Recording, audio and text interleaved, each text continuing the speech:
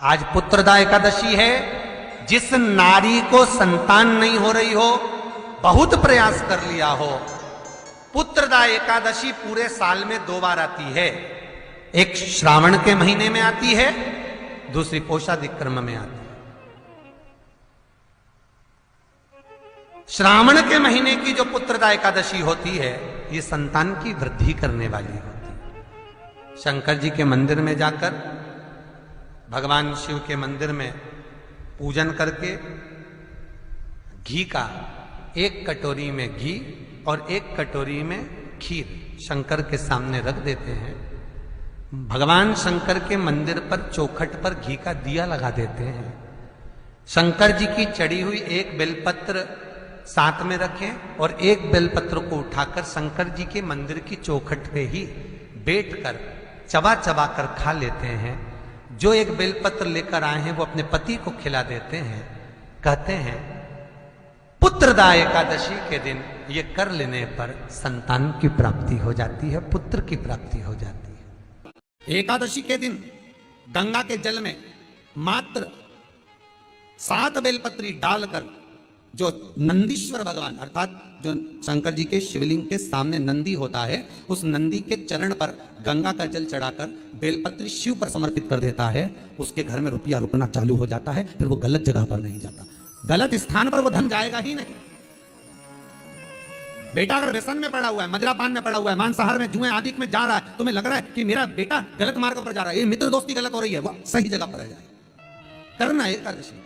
कई लोग इसको धन के लिए भी करते हैं, संपदा के लिए। संपदा के लिए अर्थात जिसका व्यापार नहीं चलता, जिसके घर में पैसा नहीं आता, या नौकरी नहीं लग रही, या सर्विस नहीं लग रही, आप अप्लाई कर रहे हो, जगह जगह जाकर इंटरव्यू भी दे रहे हो और पैसा नहीं आता, तो उसके लिए प्रयास किया जाता है। पर उसके लिए यहाँ पर जो धन के लिए करते हैं, उसके लिए विष्णुपति के लिए करते हैं। मतलब जैसे गंगा के जल में तुलसी के 11 पत्ते डाले जाते हैं। कितने पत्ते डालते हैं? 11 तुलसी के पत्ते डालते हैं। और उसको किसी भी नारायण के मंदिर में, राम कृष्ण शिव शंकर नहीं, राम कृष्ण भगवान विष्णु दत्त आदि जितने नारायण के मंदिर हैं, उस मंदिर में किसी भी पात्र में, एक छोटे से पात्र में उसको भरकर रखी जाते हैं महाराज। उससे भी जॉब, सर्विस, नौकरी में सफलता प्राप्त हो जाती है। परंतु वो भी एकादशी को ही होता है। कुछ देर तक पात्र को रखा जाता है, फिर वही पात्र का जल किसी भी वृक्ष के नीचे डाल दिया जाता है, उससे भी नौकरी के लिए फायदा मिलता है।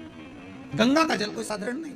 कभी यदि स्वप्न में सर्प दिख रहे हों, स्वप्न में यदि सांप नजर आते हैं, सर्प दिखते हैं, सांप नजर आते हैं, या अपने घर के पूर्वज पितर नजर आते हैं, पूर्वज दिखते हैं, पितर दिखते हैं, कोई मरकर चले गया, कोई शांत होकर चले गया, वो अगर दिखता है, बार बार नजर आता है, पितर दिखते हैं, तो श्वेत वस्त्र में हमारे पितर नजर आते हैं या सर्प नजर आते हैं, तो उसमें शिव पुराण कथा कहती है कि 4 पुष्प लिए जाते हैं। उसमें 3 पुष्प श्वेत होते हैं और 1 पुष्प लाल होता है। 4 पुष्प लिए जाते हैं।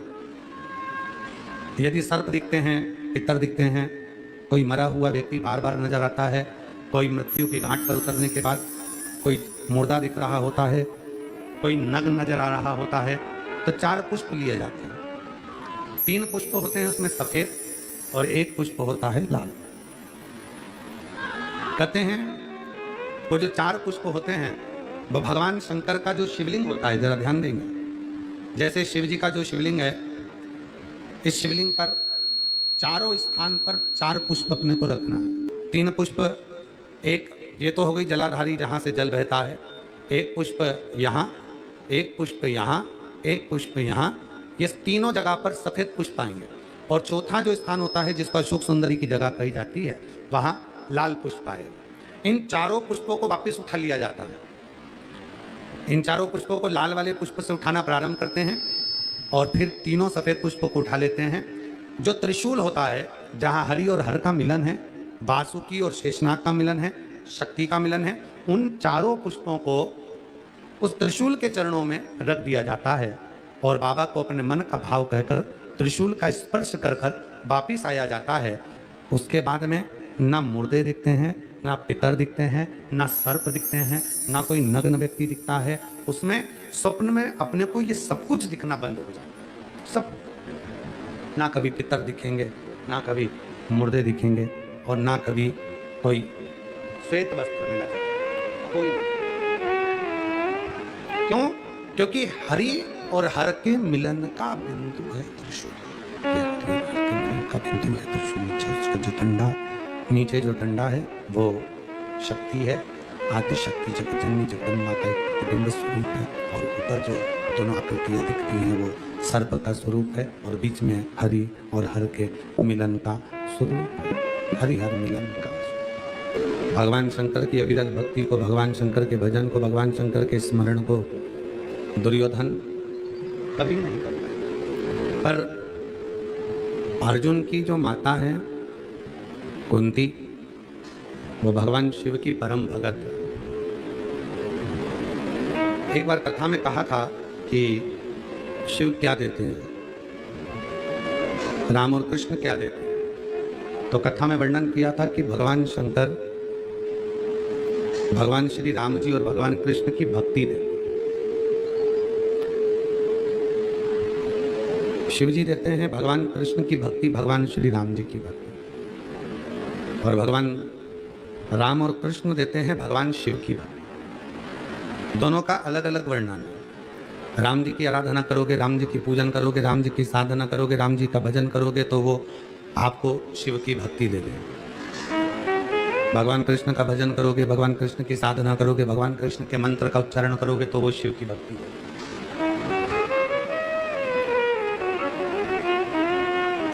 और शिव, जब हम एक लोटा जल महादेव को चढ़ाते हैं, भगवान शंकर की आराधना करते हैं, साधना करते हैं, भक्ति करते हैं, भजन करते हैं, तो वो राम और कृष्ण की भक्ति हमको प्रदान कर देते हैं।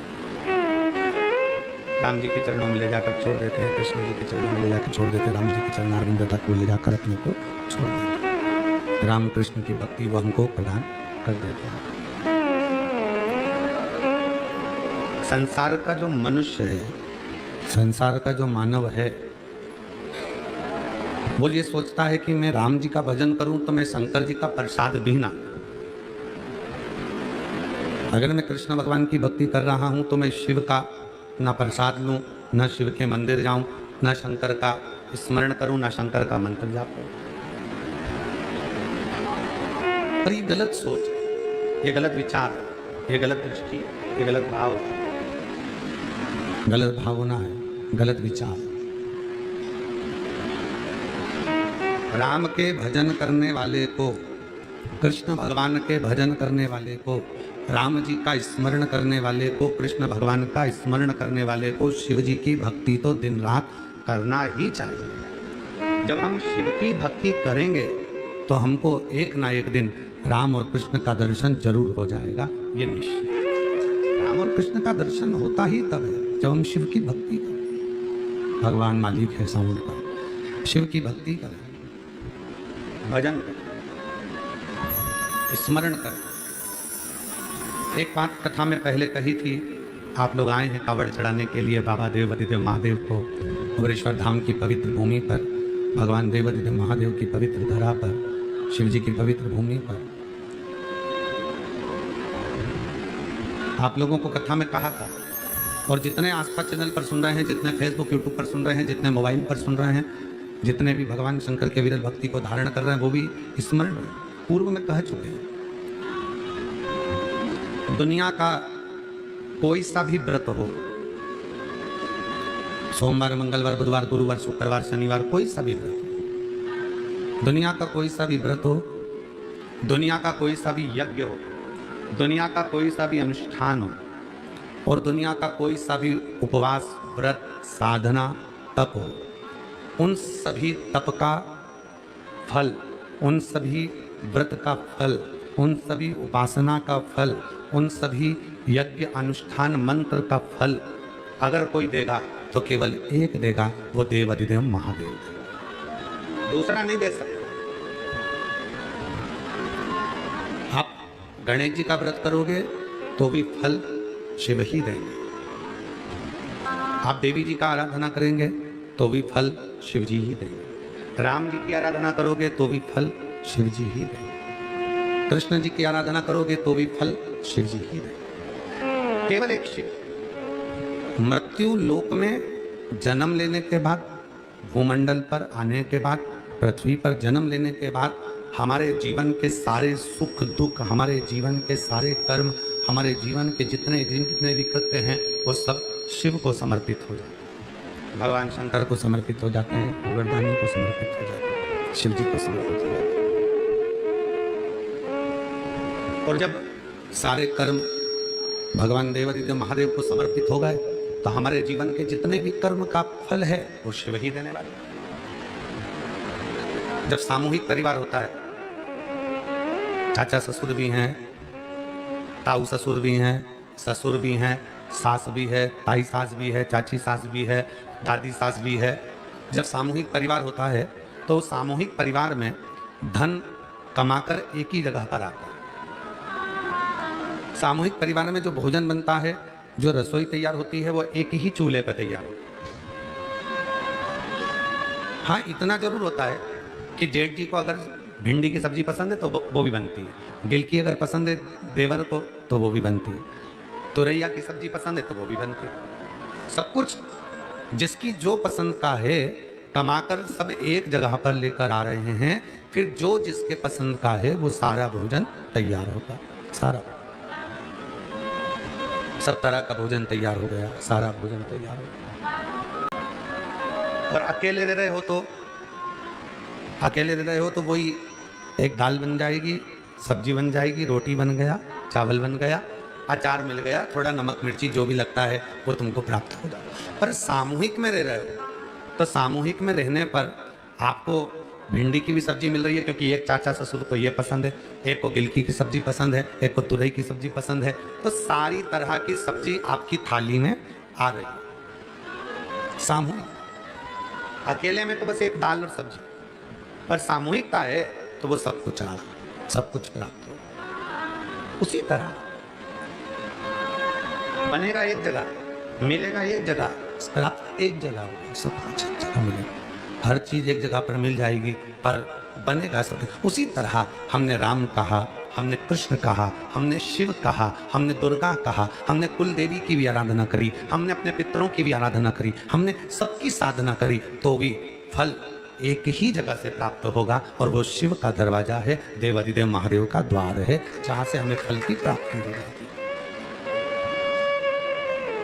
और मैंने तेरे ही भरोसे बाबा, तेरे ही भरोसे हवा बीच उड़ती जवानी बाबा, डोर है तो छठी ना मैं कटी जावागी, भोले मैं तेरी पतंग शंभू, मैं तेरी पतंग हवा बीच उड़ती जावागी बाबा, डोर है तो छठी ना मैं कटी जावागी।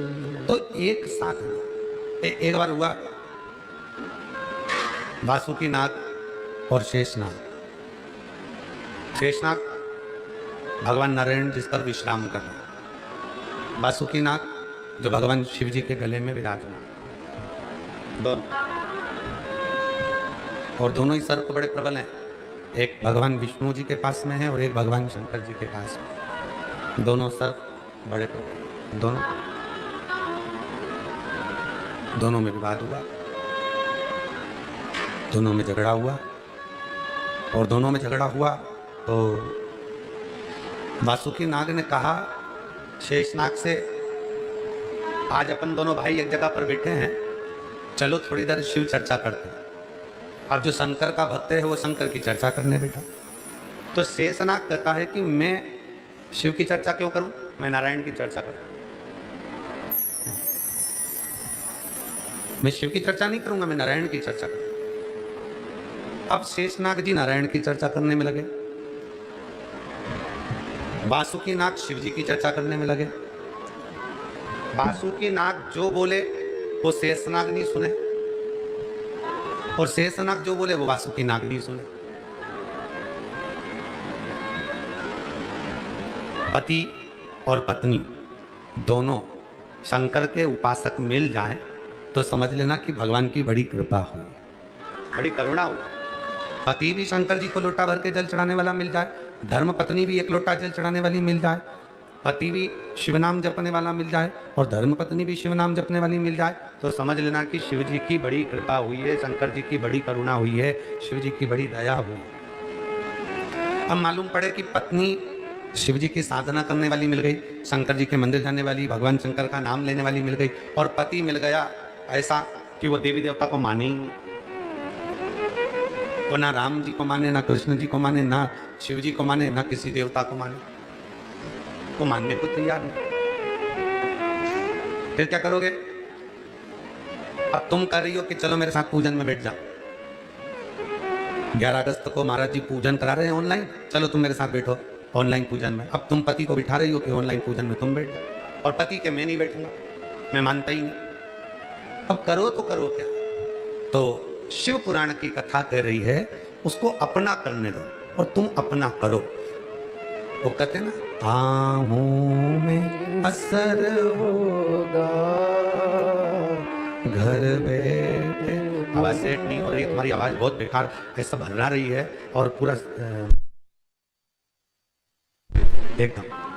आहों में असर होगा घर बैठे बुलाएंगे, तुम रूठे रहो बोले हम तुम्हें मना लेंगे, तुम रूठे रहो बोले हम तुम्हें मना लेंगे, आहों में असर होगा घर बैठे बुला लेंगे। अब शिव पुराण की कथा कहती है तुम अपना कर्म करो, उसको अपना कर्म करने दो, और जब तुम अपना कर्म करने लगोगे, तुम भजन करने लगोगे, शिव की आराधना साधना करने लगोगे, भगवान शंकर की अविरल भक्ति में तुम डूबने लगोगे, अगर तुम्हारी भक्ति श्रेष्ठ है, तुम्हारा भजन प्रबल है, तो निश्चित है एक दिन पति भी भले किसी को नहीं मानता, एक दिन तुम्हारे साथ बैठकर शिव महापुराण की कथा जरूर सुनेगा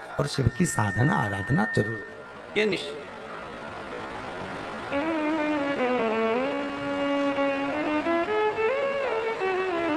शिव की साधना करेगा। अब तुम्हारी भक्ति में बल होना चाहिए। हमें एक स्मरण आ रहा है, इंदौर की एक घटना हमें स्मरण में है कि एक बार एक महिला ने, एक बार एक स्त्री ने, एक माता ने आकर कहा, गुरुजी केवल एक सावित्री ही ऐसी थी जो सत्यवान के प्राण वापस लेकर आई। हमने कहा जी तुम झूठ बोल रही हो, केवल स्त्री अकेली नहीं होती जो सत्यवान के प्राण वापस लेकर आ जाए, केवल एक स्त्री ही नहीं है जो सत्यवान के प्राण वापस लेकर आए। अगर दोनों में प्रेम है, स्नेह है, समर्पण है और भगवान शिव की दोनों अविरल भक्ति को धारण करते हैं, तो ये निश्चित है भगवान की कृपा होगी तो एक दिन सत्यवान भी सावित्री के प्राण वापस ला सकता है। अगर विश्वास प्रबल है तो, भरोसा दृढ़ है तो। हे मेरी जीजियों, कितना सुंदर लिखा है शिव महापुराण की उमा संहिता कहती है कि धर्म पत्नी जो दान करती है, जो पुण्य करती है, जो सत्कर्म करती है, जो व्रत करती है, जो उपवास करती है, जो साधना करती है, तो पति के खाते में भी जाता है, ससुराल के खाते में भी जाता है और मायके के खाते में भी जाता है, दोनों जगह जाता है। पर शिव महापुराण की कथा उमा संहिता एक बात और कहती है, कोई पति यदि शिव की साधना कर रहा है, भगवान शंकर की आराधना कर रहा है, शिव की उपासना कर रहा है, तो उसका पूरा आधे हिस्सा धर्म पत्नी के खाते में चला जाता है। कितना हिस्सा जा रहा है? इसीलिए शायद ये कहा जाता है कि जब वो कहते हैं रिटायरमेंट हो गया, रिटायरमेंट होने के बाद भी आधा मिलता ही रहता है, और कई लोग ऐसे भी हैं कि कोई चला गया तो उसका भी हक उस पत्नी को मिलता ही रहता है। तो ये कहाँ से लिया? तो कोई कहेगा ये शिव महापुराण की उमा संहिता से लिया कि पत्नी जो भजन कर रही है, पत्नी जो व्रत कर रही है, पत्नी जो उपवास कर रही है, पत्नी जो पुण्य कमा रही है, तो पत्नी का पुण्य तो मायके ससुराल सबको मिला। पर जो पति एक बार भी अगर भगवान का भजन कर रहा है, पति एक बार भी श्री शिवाय नमस्तुभ्यम कर रहा है, पति एक बार भी अगर शंकर के मंदिर में जा रहा है, पति एक बार भी शिव नाम में अगर डूबा हुआ है, तो उसका 50% तो धर्म पत्नी के खाते में चला ही जाए।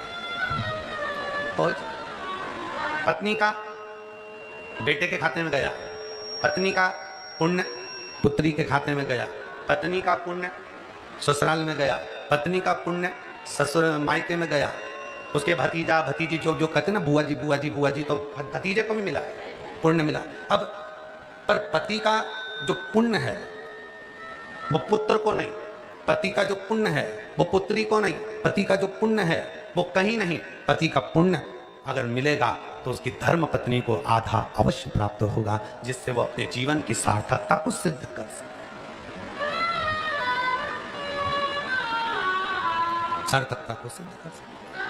और मैंने तेरे ही भरोसे बाबा, तेरे ही भरोसे हवा विच उड़ते जावांगे बाबा, डोर तो अच्छा लग रहा है जो गा रहे हैं, अच्छा लग रहा है आपको?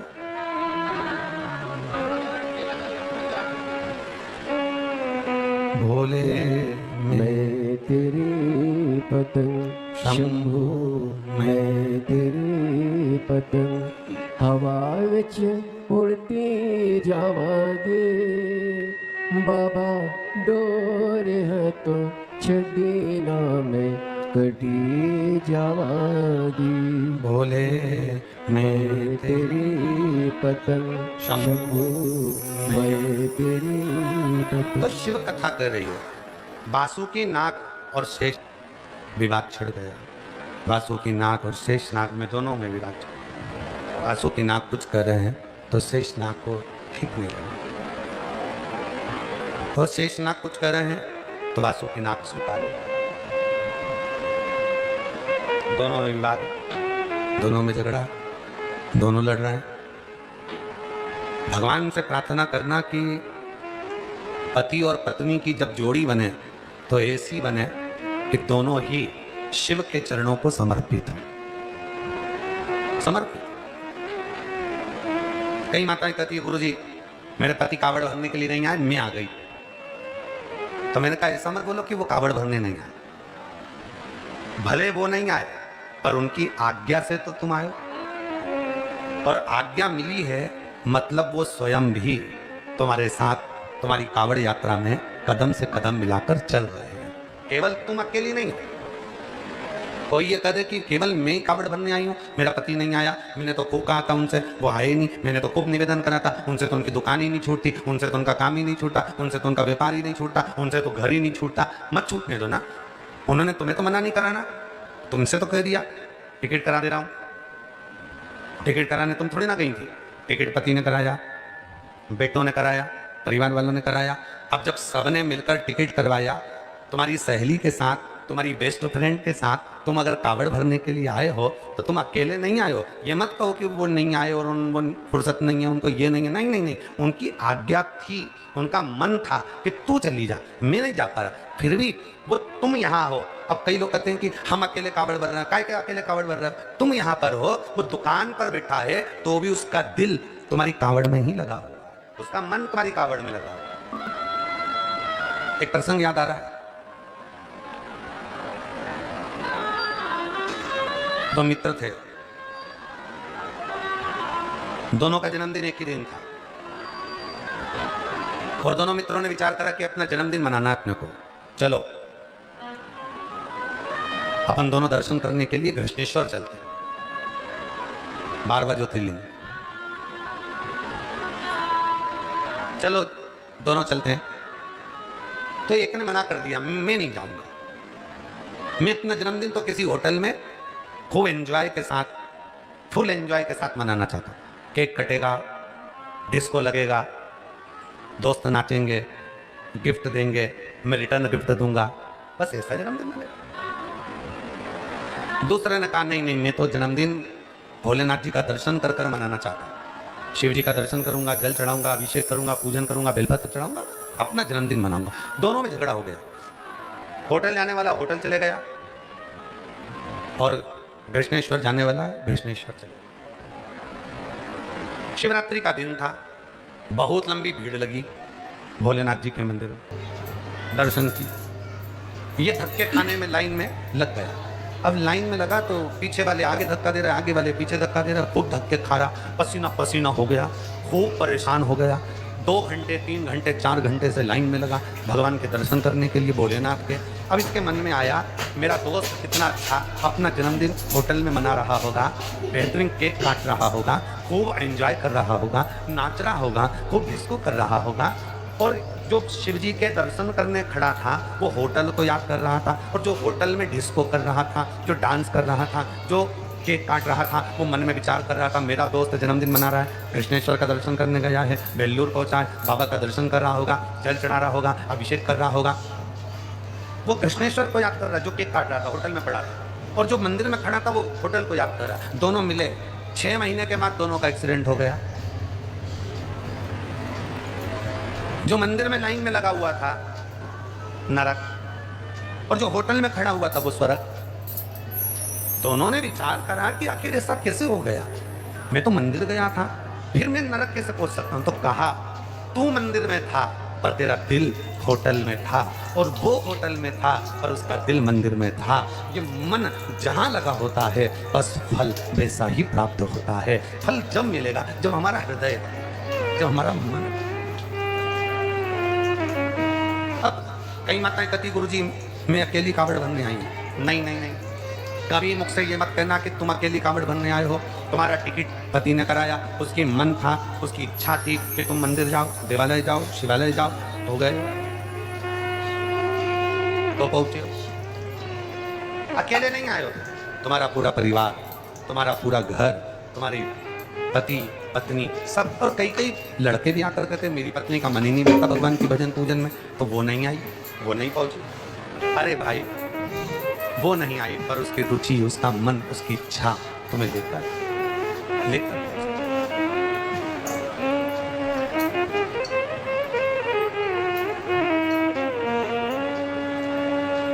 नैन लड़े त्रिपुरारी से मैं उनकी हो, नैन लड़े त्रिपुरारी से मैं उनकी हो गई। मेरे नैनन बरसे सखी ने काशी जाऊंगी, मेरे नैनन बरसे नीर सखी ने काशी जाऊंगी, काशी जाऊंगी सखी में सीहोर जाऊंगी, काशी जाऊंगी सखी में सीहोर जाऊंगी। मेरे मन में नहीं है धीर सखी में काशी जाऊंगी, मेरे मन में नहीं है धीर सखी में सीहोर जाऊंगी। तो ये विचार छोड़ दो कि मैं अकेली, ये विचार छोड़ दो कि मैं तुम अकेले सीहोर नहीं आए, तुम अकेले जल चढ़ाने के लिए बाबा के धाम नहीं आए। जो दुकान पर बैठा है उसने भी अपना दिल, अपना मन, अपना हृदय तुम में लगा कर रखा।